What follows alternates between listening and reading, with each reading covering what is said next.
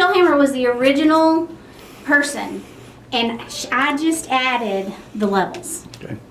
Because, okay, What is it?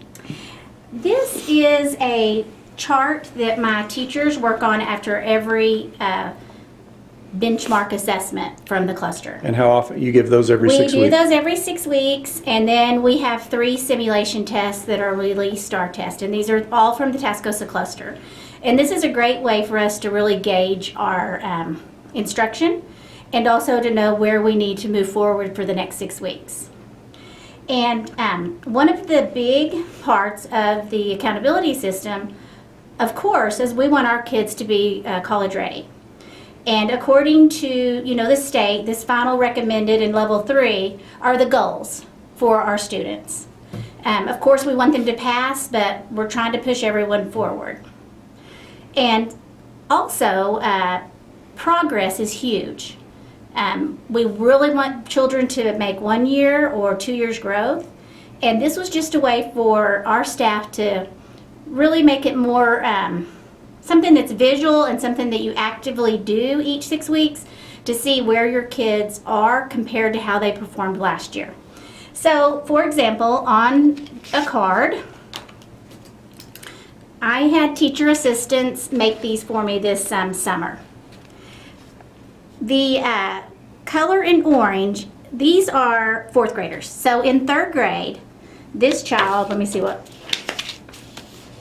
we have a math folder. Each classroom has a math folder, a reading folder, and then a writing or science folder depending on what's being tested. And so the orange sticker is the score that this child made last year on his STAR test in 3rd grade. So, and I color-coded the different levels, and so at the beginning of the school year, whenever the teachers first came back in August, they had all their boys and girls in the colored area from how they were performed last year on the Real STAR test. So they could take a look and see, this is what I have the first day of school. I have this percent of my class in each one of these levels. And we talked about that on the 6 weeks test, if a child on their first 6 weeks test is performing here, like this child did, first 6 weeks, there's a little bit of an issue there. Because last year he was able to be in the final recommended category, but on his first 6 weeks test he came up in the yellow area, which was just passed.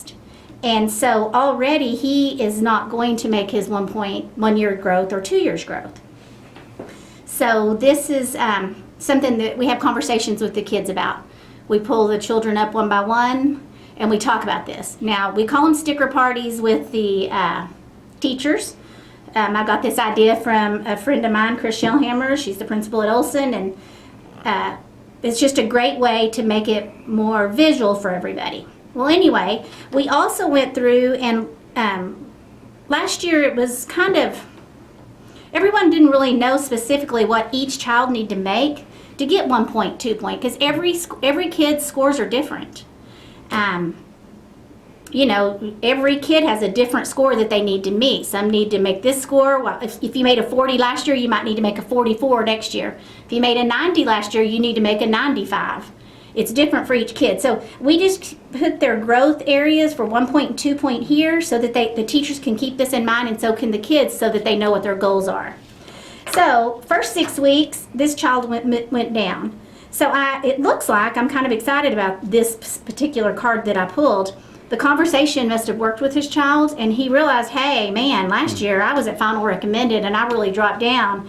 And my goal is to not stay at final recommended. My goal is to move up to level 3 advanced. Right. And so that is what he showed on his second 6 weeks test. So let me just clarify, because you said this. Let me clarify. Okay. This orange one is what he scored last year. In 3rd grade. And so that was the level he was, and that's why we started him there. These green ones, this is what it's going to take for him to meet 1 year progress. Yes.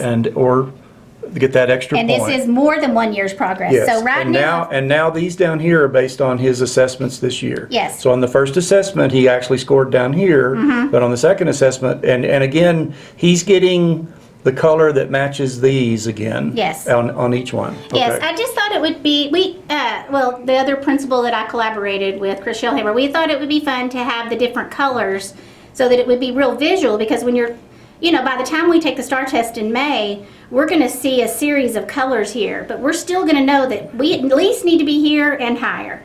And it just makes it where everyone can see exactly what's going on with their class when they first received their class and where we're going for there. So it kind of levels out the playing field with some teachers.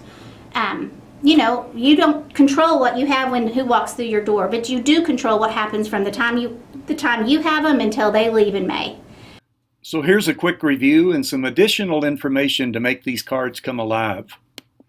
Of course, you put the student name and picture. However, Chris Shellhammer suggests that you make the picture very large because this is about the student and his or her future.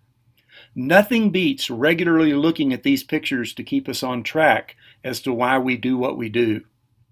Be sure you have the subject. But here is another feature that Chris adds. She puts every subgroup to which the student belongs across the top. This allows for all kinds of possible data groupings. Of course, we put last year's score, and we do it with percentages since none of us really have a feel for scale scores. If you do, you're weird.